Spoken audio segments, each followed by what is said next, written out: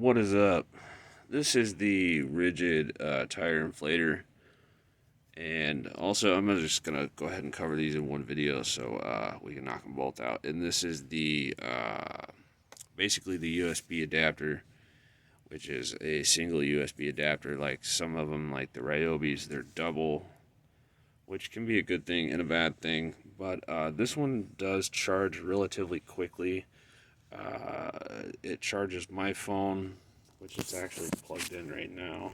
I don't know why, I'm already at 100% and it's not even on.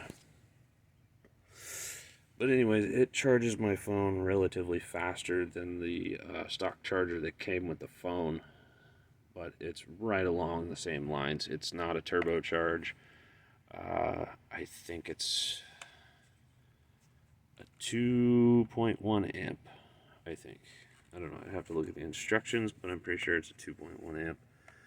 And when you use the compact battery, it fits really just very nicely in your pocket. But I charged my phone from about 40 something percent, and it took 1 bar off. And I'm pretty sure this was a fresh charge battery, so that just tells you something about that. And it's got a nice little belt clip too, so you could just hang this on the side of your thing. Say you're using your phone for whatever. Like I film with my phone doing YouTube videos, so what I can do is literally just plug it in, put the battery in my pocket, and I'm good to go, as long as I don't run out of memory. So we'll move on to the tire inflator. Now usually when it comes to tire inflators, I use a battery box, and the battery box is a Stanley, which is basically Black & Decker. It's basically the same thing. This one right here absolutely demolishes it in every single way. This has a quick connect fitting, which once you figure out how to use it, it's amazing. And every once in a while you run into a valve where it doesn't grab just right, so all you gotta do is just twist this just ever so slightly, which I can't do because it's connected.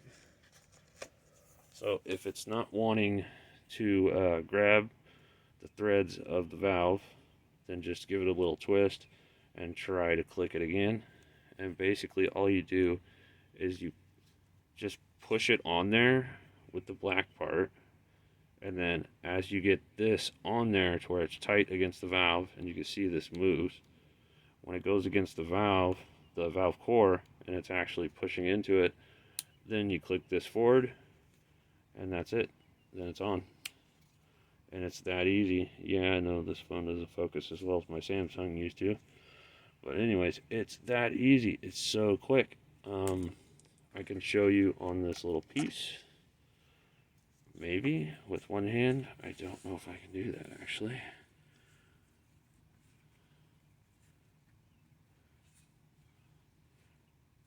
We're just going to try to push it like this, slide it, click it. No, it's too hard. Okay, too hard. So, you gotta have two hands for little accessories like that. But these just hook on the top. You've got, there's a swimming pool right there. Turn on the light. There's a swimming pool right there. I aired it up with it. Took hardly any time. And then, after a while, the top of the pool actually had a hole in it.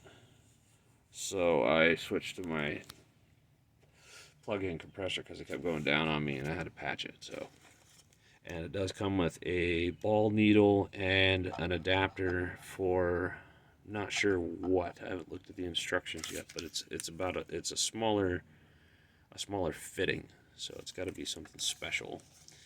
It lays down nice, like it just lays down nice and flat. The battery doesn't hit or anything like that. It just lays down really nice and flat. No matter what time of day it is, you can see the display. See, now the display looks blue, but in the daylight, it's black, and all you see is white, like the white writing. And pretty much, if you turn this all the way to the left, it goes into manual mode. and then you can set whatever PSI that you would like. And I seem to be running into something right here. Maybe there's a, yeah, there's a little spot that hits stuff. And it goes all the way up to 150. I usually set my tires to about, I usually set them to 32 or 33. 33 is in between 35 and 32, so that's usually what I like to set them at. And as you can see, it's in auto mode, but it's reading 0 psi. If you just hook up the hose without doing anything, it actually just reads the psi. And I can show you that really quick, which is awesome because it's actually it's fairly accurate, which most are not. So here's my valve stem. Now I can demonstrate how it goes on. So you take off your cap, and basically you slide this back black piece on until it kind of makes that noise, and then slide forward, and it clicks on. As you can see, no leaks. And this one is reading 31, which I had filled it up to 33 earlier, so this is indicating that I have a leak in this tire, which I just got a brand new tire. So, and I had them try to clean the beads, so I'll have to soak these up and see if they're leaking from the beads, because I'm pretty sure they are. So if this one is at 31, I aired the front one up to 33, 34. And it may just be because it's cooled down, but we're about to find out. So like I said again, you just push the black part on to slide it forward. So easy. And then just pull the trigger. And nope. That's the exact same pressure the other one is, and I set them both to the same, so it's just got to be the temperature fluctuation, which a lot of people ask, why do you use nitrogen in your tires? That is the reason, is because the nitrogen is less affected by temperature. The temperature does not affect as much. It does somewhat, but not as much as just air. This is a really loud machine. Like, it's a lot louder than the Stanley battery box, but it's also a lot quicker. One thing I noticed is when I set it on the auto mode, and I'll push the trigger and you can just basically leave it running, is that it'll stay at whatever PSI it's at, like 15 or whatever your tire, if it's low, it'll stay at that PSI for quite some time, maybe 10-20 seconds, and then all of a sudden it'll just start skyrocketing up like really quickly. And it does do a really good job, like very quick. I have a tire over there that's off my other car, and I set this to roughly like 30 or 32, and it was at 15. It aired it up in about a minute. So, and it didn't take any of the battery. I mean, the battery already was missing a bar when I put it on there, and it was still missing the same bar when I took it off. And I'd used it on this truck over here as well, and then these other tires sitting over here, I checked one, aired the other one up, and it still didn't burn a battery off, or a battery bar off. The hose, the way it connects and stays tucked, is really nice. And the number of the tool, which I believe, whoa, see, it's very loud, very loud. Shouldn't have did that. It's probably under the battery. So the number of the tool is R87044, and it says 12 volt. Oh, okay. This can actually run off of a 12 volt adapter as well, so that's also a plus if you don't happen to have one of your batteries, or your battery ends up dead and you have a cigarette lighter, then you can still use it. Unfortunately, I left it in the box, so I have to put that in the car. So between these two tools, these actually came in like a little bundle kit. I think altogether it was $84 for this and this. Normally this is about 70 bucks, and this is 21. So I saved about 11 bucks, I think. And it works really, really well. I mean, really, really well. I wish I could demonstrate it, but it's literally like 4 o'clock in the morning. This right here gets hot. This hose right here gets hot because it's compressed air, obviously. And this probably underneath there, the compressor part is probably also just as hot. So you got to make sure that you cool it down if you run it for an extended period of time. But like I said, unless your tire is completely flat, you're not going to run this for 5 minutes straight. If it's 10 psi low, you're going to run it for about 40 seconds. And it should knock it out within 40 seconds, unless it's a big truck tire. Mine are just P205 55 16s, or the truck is slightly bigger, and it still did it relatively quickly. So yeah, that's pretty much the basics on this.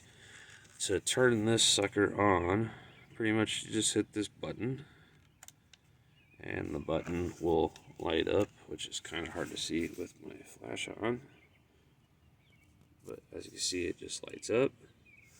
And then I tried multiple different ways to turn it off. There is no way, according to the instructions, to turn it off. So to turn it off, just basically disconnect the battery. Oh, I guess it slides backwards. Like that, turns it off. And then if you put it back on the battery, then it will stay off until you turn it on again. And that's pretty much it. So turn it off, just pull it off, put it back on. I saw some people who were saying that to get your USB out, you have to pull it by the cord, but literally you don't. Just put your fingernail in there just like that. It's no big deal. And I don't even have any fingernails. I cut them, so my fingernails are super short and I can still do it. It goes in really easy, no big deal. And then, like I said, just put your fingernail in there, pull it out. It would have been nice if it had 2, or if it had a higher amperage, like a 3.1 amp, or maybe a higher voltage. I don't know. I think it runs at 5 volts, 2.1 amps. So I think I covered just about everything there is to cover on these. This one is very convenient. Like I said, you can put it in your pocket, do whatever. You can charge whatever you have that's USB. Say you have a video camera that has a USB, like the Sonys do. They have the USB built into the handle. You can just plug it right in there and charge that up, which takes significantly longer, but still does work. This is nice grip, nice this, nice that. It's well balanced. It does tip over if you bump it, but other than that, it stays pretty well. And it's got little rubber feet right here, which is nice. And like I said, you could see this in the super bright sunlight. It's no big deal. This has a spot right here where it's getting caught.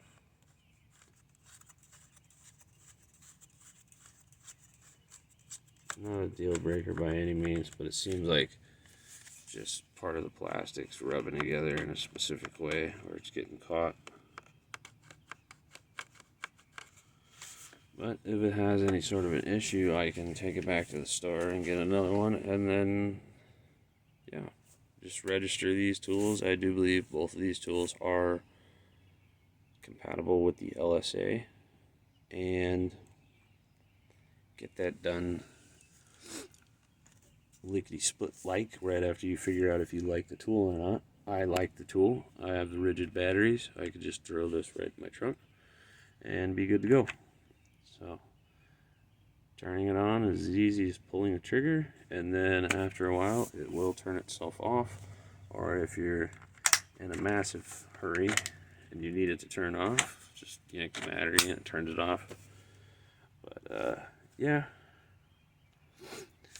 the way the trigger's placed, I don't think you're going to bump it accidentally like a lot of times I do on battery boxes. I'll end up hitting the switches when I'm putting them in and out of the trunk. I don't think you're going to have that issue too much unless you throw it in a bag with screwdrivers or anything that can fit in between the handle and it'll hit it. If that's the case, I would store it without the battery. It's recommended that you store either one of these without a battery, because if you do end up hitting this button, this thing will run for 8 hours before it turns off. This one is different. It will turn off after about a minute, I think. So if there's anything I didn't cover on either one of these tools, just go ahead and slap me upside the head in the comments section, ask me a question. But yeah, these are excellent to add to the collection, and I do have a compressor coming in and an 18 gauge brad nailer. It was a kit, and those are both Ridgid, and it comes with a hose, but I assume the hose is crappy because the compressor that I usually run is in the garage, and I run a 100-foot hose, and sometimes if I'm off doing a job, say my deck job, which still needs to be finished, and I need a nail gun, and also I need to find galvanized nails for treated wood, then I'm going to need that compressor so I can take that to the job site. So that's why I got that.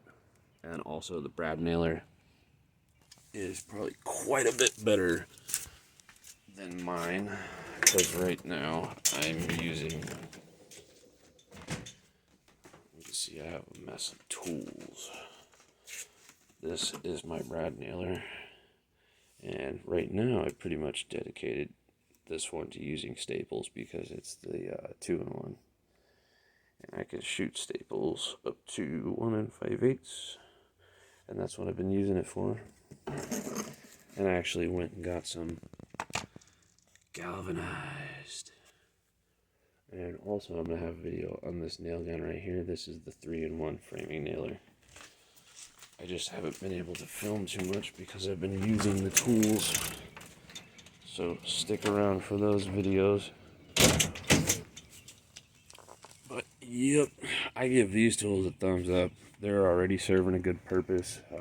My girl needed to charge her phone, and she wasn't really near a cord, so basically I just hooked up my cord, which is a fairly long cord, and she had the battery sitting next to her while she was watching, because we don't have internet, TV, or anything here, so basically all we have is our phone.